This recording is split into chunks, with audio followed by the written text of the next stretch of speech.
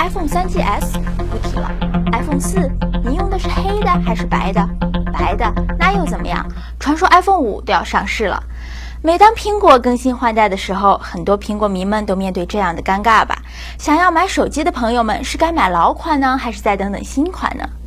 一家名叫 BGR 的科技发烧友网站称，他们有非常可靠的消息来源，苹果公司将在8月份有大动向。BGR 已经证实了下一代 iPhone 手机绝不仅仅是 iPhone 4的升级版，我们有非常可靠的信息来源，下一代 iPhone 手机将会是颠覆性的全新设计。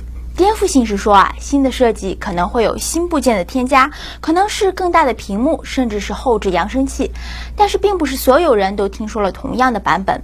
彭博社新闻表明，苹果的下代产品可不是在8月份问世，而是在9月，重新改造的是内部配件。People close to the matter tell Bloomberg that the latest model will have a more advanced camera and run on the A5 processor. So that's the same ultra-strong chip that powers the iPad 2. The iPhone is by far Apple's top seller. Last quarter, it accounted for half of the company's revenue. 卖 iPhone 赚了这么多钱，难怪苹果的竞争对手不爽。苹果也卷入了好几起侵权投诉案。国际经济时报建议，苹果的新产品发布的越快，对苹果越有利。苹果公司推迟发布 iPhone 5，只会对安卓系统的手机更有利。苹果最近对三星公司的投诉，就表现出了对三星产品的紧张。